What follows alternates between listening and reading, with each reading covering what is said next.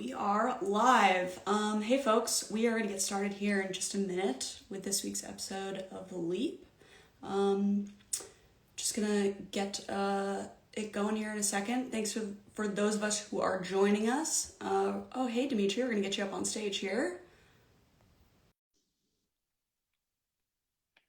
Thanks for joining, folks. We're just going to get started in a second here. All right. Yo, what's happening? How's it going? Good. Thank you so much for joining us tonight. I really appreciate it. Hey, it's a pleasure. I'm excited. Yeah, so let me just do like a quick little intro and then we'll get right into it. So for folks who are just joining us, welcome to The Leap. I'm Rachel Rennick. I'm the co-founder and CEO of Wethos, which is a software platform that makes it easier than ever to start and scale your freelance business. So we make it really easy to price projects, build clients, and then send peer-to-peer payments to collaborators. Every week, I interview a different creative entrepreneur about their whole journey, taking the leap into freelance, into agency life. And this week's guest is going to be awesome. We're going to get into some really kind of nitty gritty operational stuff, which is going to be great. But Demetri, welcome. Demetri Morris is a mover and a shaker. He's the founder of MORR, which is an agency that focuses mainly on how brands communicate. So his core philosophy and everything, which I think is super interesting and we're going to talk about, is centered around humanizing brands, which God knows everybody probably needs that, especially in this day. I'm sure it's in demand. But MORR, his agency, focuses on connecting strategy and creative and building experiences that inspire action. So they've worked with big brands like Uber, Chick-fil-A, both of which could use some help on that whole humanizing the brand part. US Foods, Adidas, and more. And basically, the MORR consists of essentially strategy, creative, marketing, and technology, which I think is a really interesting intersection. They've generated over $10 million in sales for their clients, which is amazing, and have worked with over 100 brands and businesses since they founded it. So, Demetri, thank you so much for joining us again. Welcome to Leap. Let's go. I'm excited. Would love to, let's start just a little bit more in your own words. How did your journey to freelance, and agency ownership sort of come to be, and how's that evolved over time? Yeah, well, I'm super excited to be here. Love everything that Wethos is doing. Thank you. Congrats on the fundraise, by the way. I know that's a big journey. Gotta get that money, gotta get those dollars. Yes. I mean, really my story is similar to a lot of people that I know that are in the agency space. They did not do it on purpose, right? And so for me, it started at church, actually.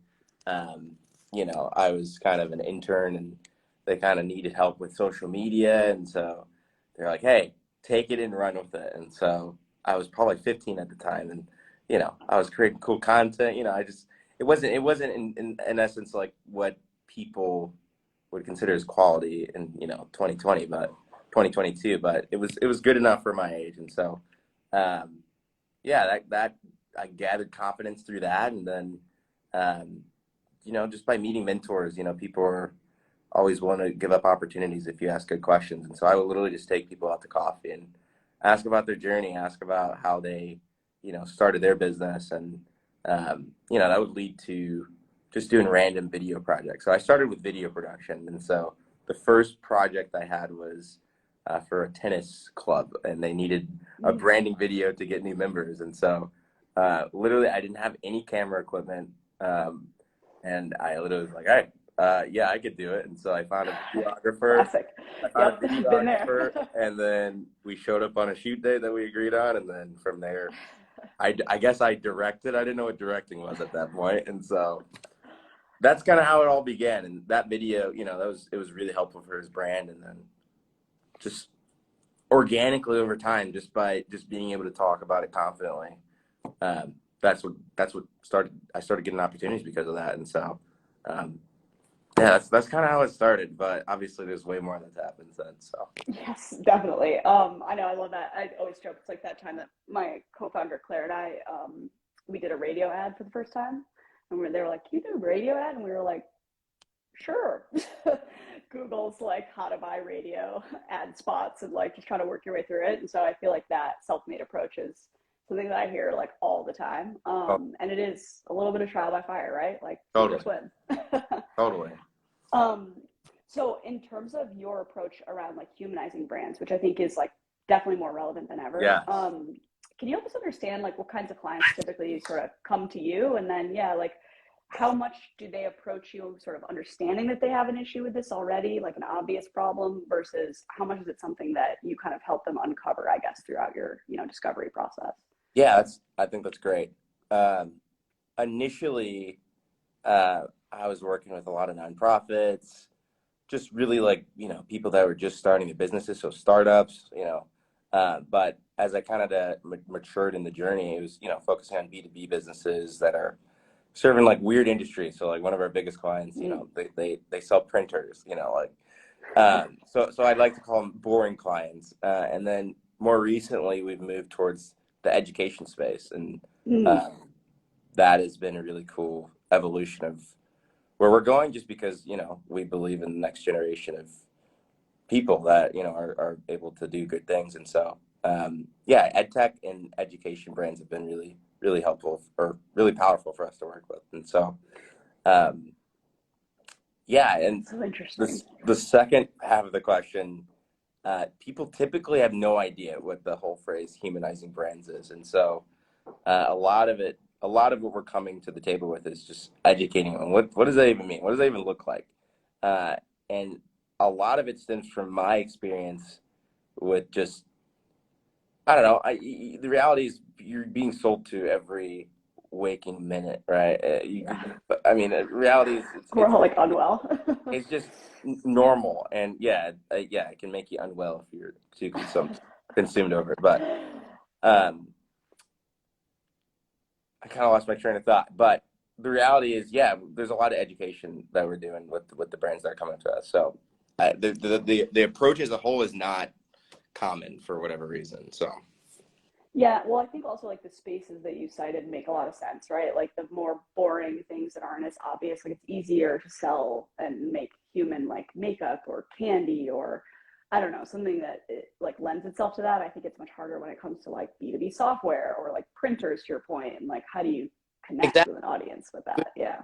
The reality is most of these founders or sales leaders that are coming to these organizations, they're just focused on meeting their quota. They do not care about building a brand, and they don't even see the value in that. And so I think it's been fun to kind of educate and then prove, basically. It's like, hey, like your biggest vendors are going to love the fact that you're making content and that you have a face to the brand instead of, a lot of their competitors, who just don't care. And they're just, just another brand that's just selling, so. Yeah, definitely. That actually lends itself well to my next question, which is that whole topic around clients understanding the value of brand and like strategy, really. Because I think a lot of, people hear brand and they immediately think like logo or like colors, typography. They think of the visual side.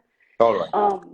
And we hear from folks all the time, like selling strategy, quote unquote, although it's super important for the client, they don't really understand it. So it's hard to sell. It's hard to get them to understand the value of it. So like, what's your approach here? How do you help clients understand what brand really means, in this context? So this has like been a big, I like paid for coaching to figure this out. And so the way we position at least our flow of like getting onboarded and working with us as a client is like, we're going to build you a playbook. And so this playbook is the strategy. Like, so people are paying us for the strategy before we even step into execution. And the way we position is through, virtual workshops. They're going to get some deliverable that they can like read and look at and reference when we're, in the execution phase. But it's just become a little bit, we basically productize it, if that makes any sense. Yeah, it's like, totally. You can't like just sell strategy, there has to be some end goal behind it. And in a way, the way I look at strategy is, and I think freelancers should look at it, because I think freelancers just give away way too much of their time for free. But it's, let me collect my thoughts here. I lost my train of thought. But basically, the strategy is just a way for people to date you as a client in a way. It's like it's almost like a trial period before the thing. And so, Yeah, I think it's just in a way, the way we've sold it is it's just a part of our process, and that's just the way we do things, you know. Um, and then we connect the dots back to once we've actually executed, and we actually have data to look at. It's like, okay, like, let's look at this initial strategy that we built, right? Demographics, everything you could think of. We're thinking about it in the strategy phase, and then we're going back and evolving on that, and then the strategy just it expands, and so it's basically like the North Star for engaging with us, if that makes any sense. Yeah, no, it totally does. Like what I'm hearing from that is one, it really helps to have a real tangible deliverable. I think that's totally a thing. Like it's easier to quantify for the client. Like here's a website, here's a logo, and so having Yeah, like a playbook or something that is able to be handed off. Like here's a framework for your foundations. I think totally. is huge.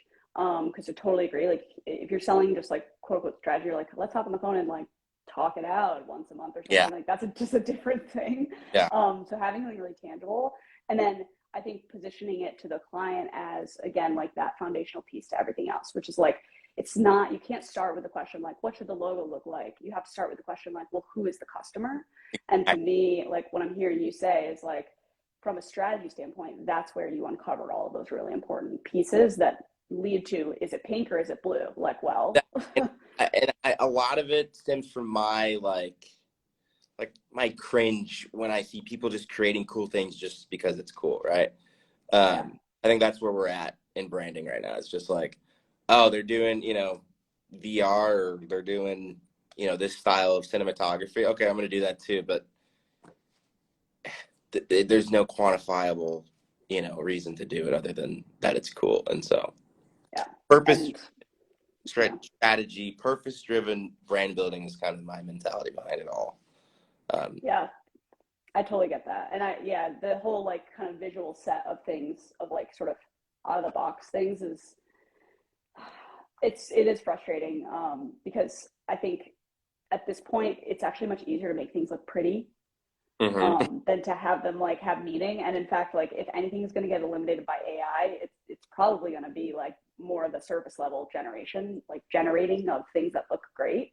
But like AI is certainly nowhere near replacing like why should people care about your product? Exactly.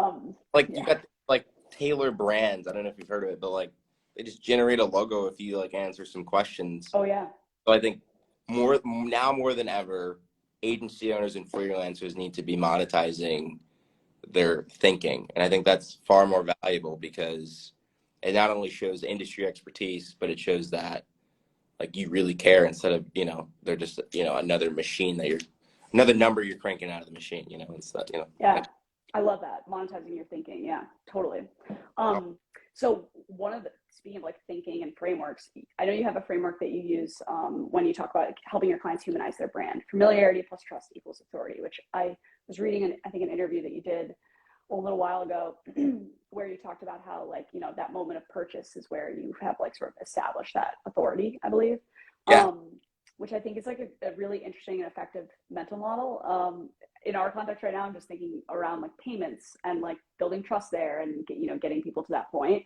And so I'm curious, like, first, can you sort of expand on this idea to just help yeah, everybody understand what it means? And totally. then have you used it yourself, I guess, to help sell your clients? I'm That's wondering if it came okay. into play at all. Well, Meta. first and foremost, you guys did a lot of research, so I appreciate that. Yeah. But yeah, to explain it, really, this idea of creating a like tailored experience, right? You just have to, you just can't just shoot from the hip, and that's what we're doing right now. And so, like, I mean, yes, you can do hard sells, you could build a brand the way that people hustle and do, but like if you want to build something that lasts, you better resonate. And so, starting with like the whole equation, familiarity, really, it's, are you getting in front of people? Do people know who you are? Is your content like something that they would care about? So yeah, starting to build an audience through that, and then trust. Like, are they engaging with it? Like, is there any sort of like, are you offering resources? Like, what are you doing to resonate with them? Like, and that question, like, okay, how are you resonating with them, is so much deeper. Like, that's like, that should be like, that you should be going through workshops. And how do I resonate with the customer?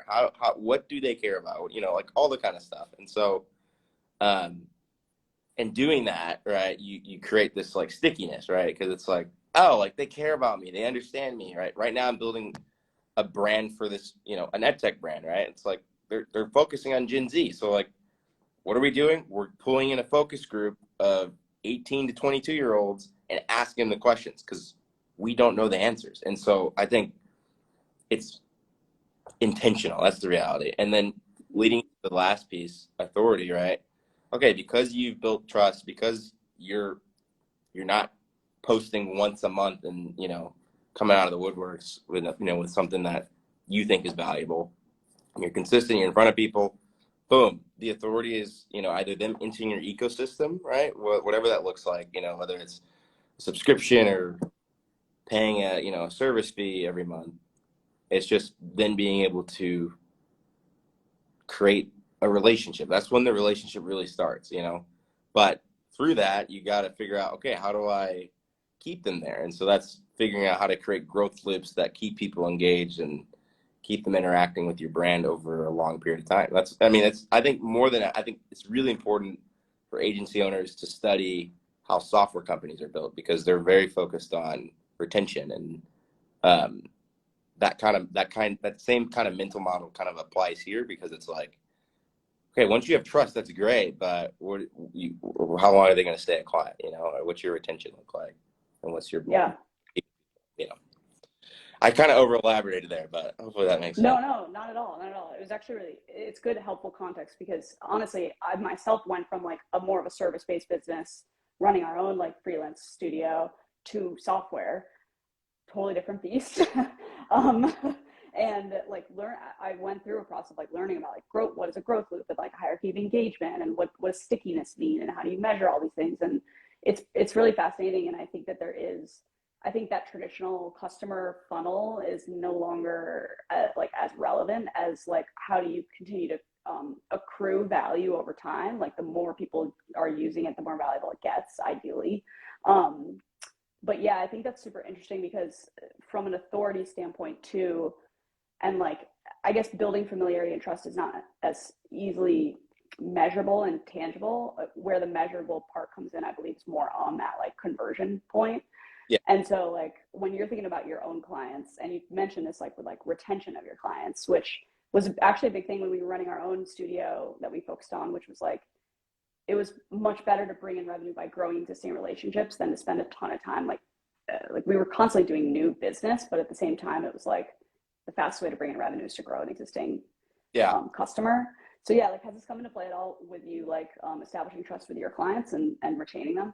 Yeah, I mean, it's so I mean, it's easy to overcomplicate it, but literally it's just getting in front of the client. Like, how much time are you spending in their office? And so we've kind of made a commitment, like once every other quarter, we're going to take the client out on like an outing, whether it's Topgolf, golfing, or anything they want to do that's fun, and just spend time with them and build relationships. And so, but obviously that's the fun part. But okay, like free strategy meetings, right? Like, okay, let's evolve on what we're currently doing. Let's think about it differently. How can we challenge and play the devil's advocate with what we're doing now, and how can it be better? So like taking extra time that they're not paying you for to just think with them, right? I think that's super valuable, and that's kind of how we've done it at this point. And I foresee we'll continue to do it just because I think that FaceTime is probably the most valuable thing you can do because obviously we're in a remote day and age, and it's easy to get lost in the sauce with remote work. Yeah, definitely. Yeah, and it's interesting. Like when your business angles in and starts with the brand, like the foundations, then it's so much easier for you to get a look across everything and be able to kind of like continue to grow that relationship through like your social could use some love, your website might need to be redone, and like because you were right there at the foundational piece, I think that is a really sticky place to start because it's much harder for a client to then kind of uproot those foundations to go to a different vendor versus sticking with the person that truly knows like the ins and outs of the business. Because at the end of the day, like in my opinion, brand strategy is really business strategy. Like, who is your customer? Where are they? Why should they care? Absolutely. so that's so foundational that like from there you've already off the bat, I think, helped to establish like some really solid trust. Totally. And also, like, just get vulnerable with your client. I mean, like, yes, we're running a business, but like, it's okay to be vulnerable. Like, tell them things that you wouldn't, I mean, with boundaries, but like, tell them things that like you wouldn't normally tell, you know, a business partnership with, you know. Helps establish the relationship And just or establish build it. Yeah.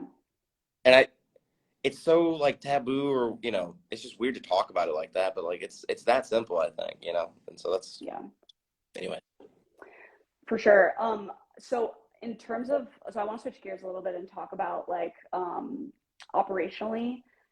So what we've seen, at least in our own experience, is that there is sort of like a life cycle of a freelancer a lot of times, which is like you usually start out solo, then over time you end up, your business ends up growing, and then you trying to meet that demand, and then suddenly you've got more people involved, and you're just like duct taping that shit together until you finally like get into a place where you're like, okay, now I think I'm running what one might call an agency. Some people avoid that word.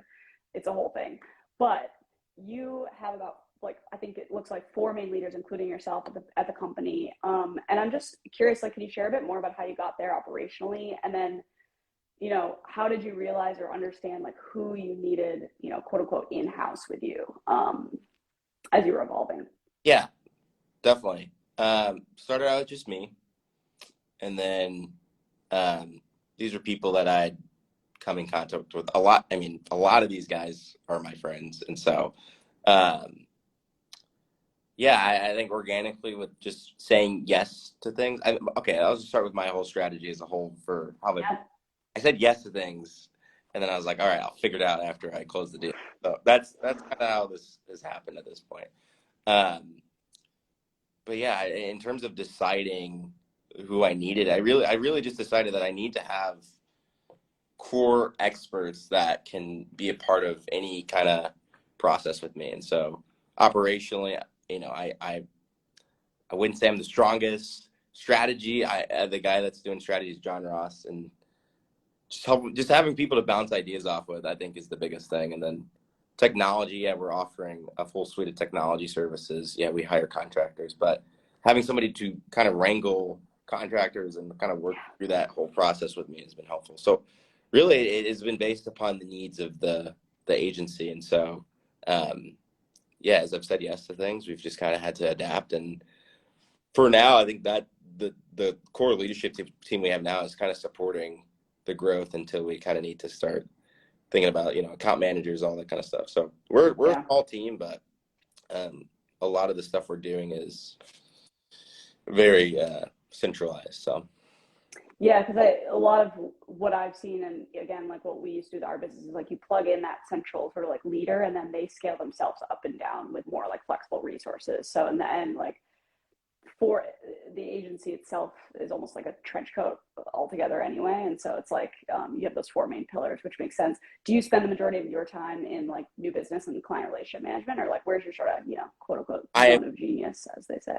That is where I am actively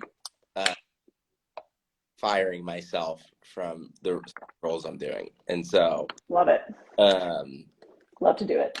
Like literally this month, I didn't say goodbye, but I said goodbye to a project I had been doing the delivery on for the last year, which felt amazing. And so, yeah, it's a mix of delivery, strategy, and now more than ever, new business development. But I think within the next few months, I'm going to be strictly business development, and then some of the client relations, just checking in, making sure they're happy, kind of thing. So, yeah, makes sense. One of the biggest things that people ask us about is pricing. It's like kind of our bread and butter too. We have a big database of templates that are, you know, community sourced, and that actually started with our own data. So we published all of our own stuff first. You know, you got to like show some faith, right? Like we'll do it first. And then everybody, you know, started to join in. And so a lot of like, one of the biggest questions that a lot of freelancers have at every stage basically is like, what should we charge? yeah, it kind of is constantly up in the air and changing. Can you talk a little bit about your pricing strategy and how that's evolved from like the very early days where you're saying yes to everything to now, which I'm sure you're saying no to some things as well? Yeah. Well, I think first and foremost, pricing is very much so a mental thing. Like it's all in your head. And so, yeah,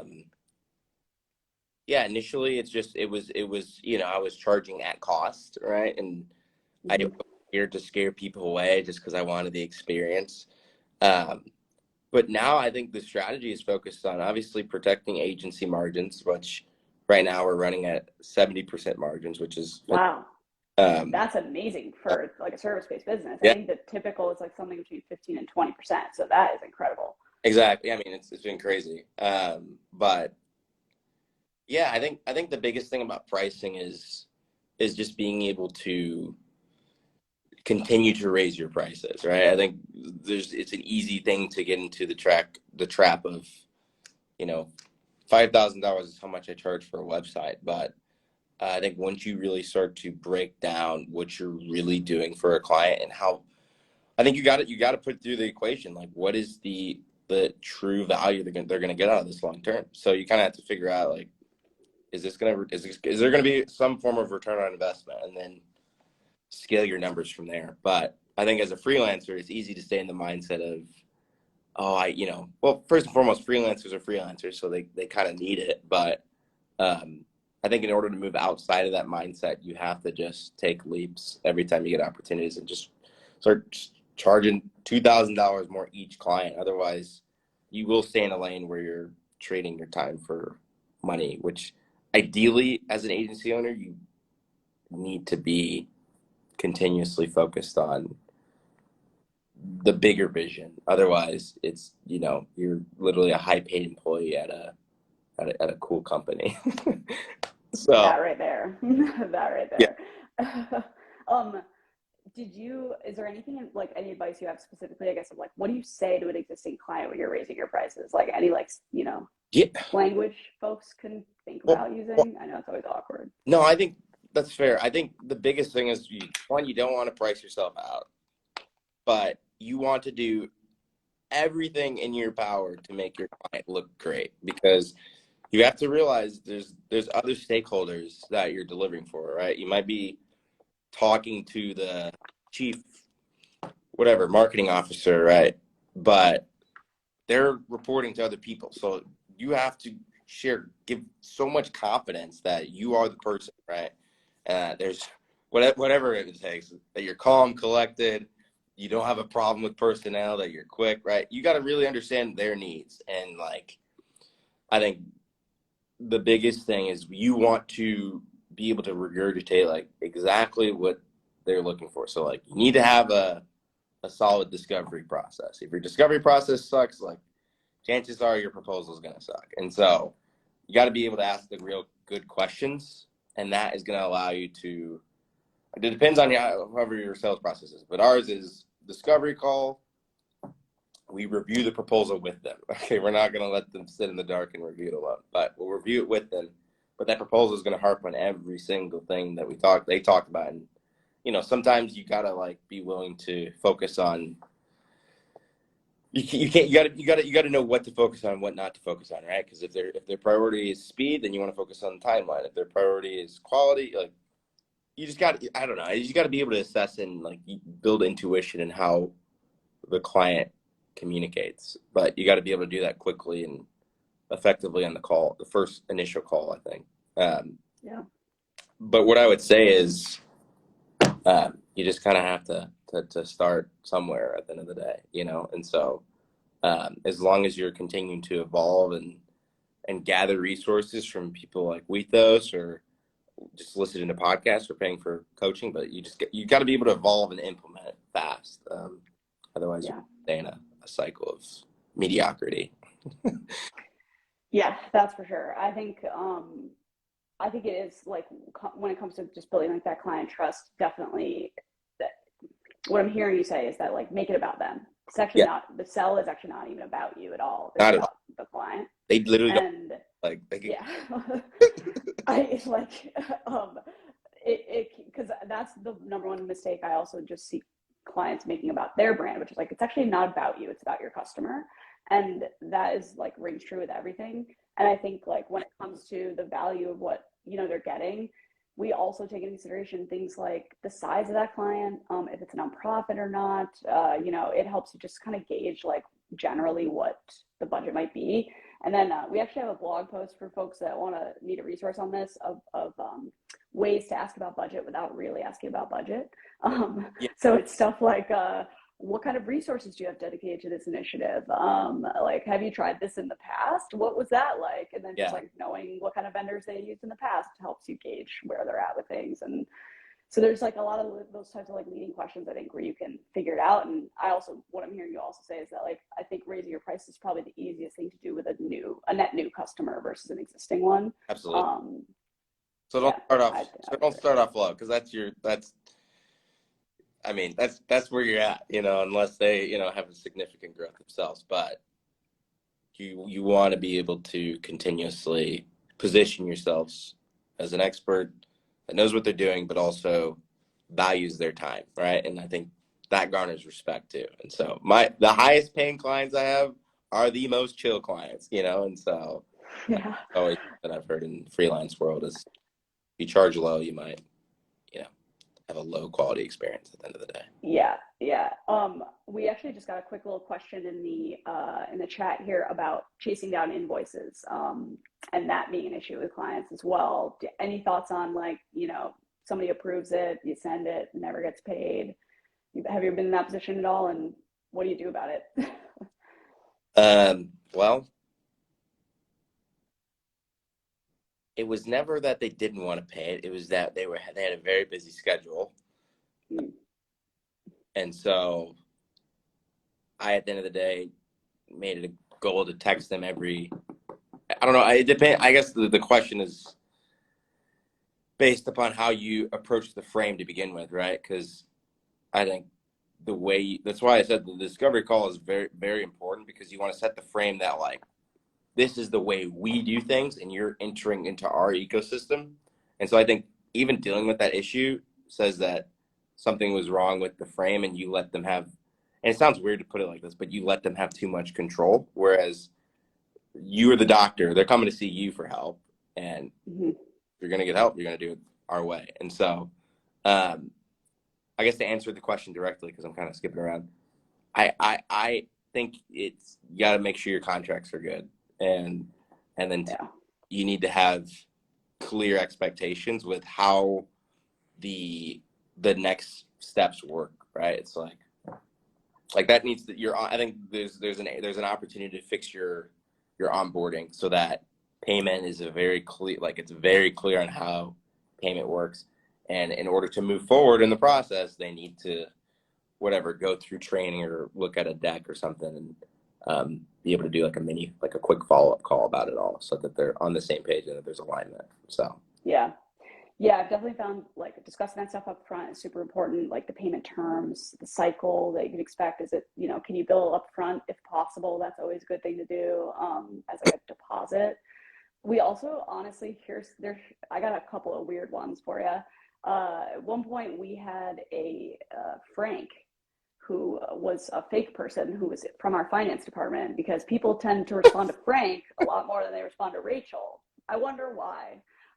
But I think like when it comes from sort of a third party that's Frank at finance dot whatever, or finance at weethos.co or whatever it is, sometimes that helps. Also, it helps you mentally and emotionally separate yourself from just being Frank and saying like, please pay this invoice on time. Like it's overdue or whatever. Definitely. And then the other thing is like, I think you're totally right about like establishing the trust up front and like getting that contract sort of over the finish line and closed. And I think that if you're getting strung along, that is a signal in and of itself. And I think like, to me, when it comes to sales, this is just my 2 cents, like the next best thing to a yes is a fast no. Because I do not want to waste my time. I don't want them to waste their time. And like, it's okay to kind of be like, maybe it's just not a good fit right now, or not the right time, or not high enough priority. Because if they start off that way, chances are if you do get over the finish line, the whole thing's going to be like, right. And because I've had experience with some interesting clients before. when those red flags have appeared and like I know I'm busy and stuff like that, like it's okay to say no. I think that's a big thing. It's like you got to realize that the universe will respond and respect that no, and something better will come along. You just got to trust, Yeah. But you cannot stop putting yourself out there, at the end of the day, and get into a spiral of anxiety because you said no. But I think you got to respect yourself in that kind of process too. So For sure. Yeah. And honestly, when you start to say no, like people tend to turn around and be like, wait. Like it has a psychological effect for sure. And I oh feel like I love the angle of like, hey, so and so wanted to follow up here. Are you interested in moving forward? We have other clients that are asking us for things. So please let me know if it's just not a good time for you or this isn't a high priority right now. oh Like flipping it around, I think also wakes them up. And honestly, again, you kind of want the honesty. Like if it's not a top priority, again, like you don't want to waste your time either. And so but you I think that like I'm in demand person, so yeah, you make a decision. got to have a frame of confidence, and that confidence, especially backed with excellence, like one, that's a lot. There's a lot of respect that comes from that with that, but Yeah. just gotta, I don't even know, but go for it. All right, so last question, which is something that I ask all of our guests on the Leap.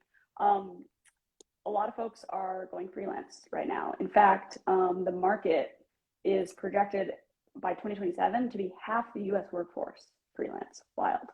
So curious, any advice, final words for folks who are looking to take the leap and start a freelance business? Um, I'm going to start with one, but I might have more. But I think the most important thing is learn the art of communication. I think that alone is what garners more business, right? Just being able to communicate well. And I think there's far too many freelancers that don't know how to communicate their ideas, and you just don't want to be that freelancer. And so I think if you literally just have that mindset, I'm not going to be that freelancer, and that freelancer is lazy, that freelancer is behind or unprofessional in minor ways. You just want to do the right thing. You want to do good work, and you want to be a good person and create the good relationships throughout the process. And so I think that's the thing. Objectively do good work, right? If you're not in a place where you're comfortable putting yourself out there, or you kind of have that little hesitancy in the back of your head, like it's okay to pay for a mentor. It's okay to buy a course. I think it's the most profitable thing I've ever done at the end of the day, to just invest in myself. And so get to a place where it's objectively excellent, and that's what will turn into an agency at the end of the day, or something more. Yeah, and I love that because I think what's really important about what you just said too is that includes things like being reliable, being communicative, making sure that your client feels like they can trust you, like you're a real strategic partner. It's not just the work that you produce, it's how you behave, I think, too, in the day to day. So I love that. Let's go. Let's go. Yes. Oh man. Thank you so much for joining us. This was awesome. I really appreciate you going into a lot of these topics with us and opening up about, all the learnings and everything. It's really helpful for the community. Appreciate you. Thank you. Are Yeah. you to Nashville too? I am. Yeah. Go. Boom. Oh man. All right. We got to do this in person then. Yeah. We got to do like a reboot. Let's do it. Like, I guess one screen. Like, how does that work? What was I gonna say? So anyway, yes, thank you so much for joining us. If folks want to follow along or reach out or find you, where's the best place for them to do that? You guys can hit me in the Instagram DMs here, or you can email me, Demetri, that's spelled DEMETRI, at MORR, MORR Agency.com, and I'd be happy to lead you in the right direction or see if I can help. Amazing. Thank you again. Hey, Dean, actually, I just saw some comments. Huge fan of the platform. Wow, I love to hear that. Literally made my day. Thank you so much. And I saw also your question about adding a discount to the invoices coming soon. Just wanted to touch on that quick. Anyways, thank you all so much for joining us. We'll be posting a recap of this, some clips, some highlights, all that jazz. And then we have a couple of episodes of The Leap coming up in the next few weeks, which are going to be super exciting. So tune back in. Thanks again for joining us, and have a good night, everybody. Peace out. See you later.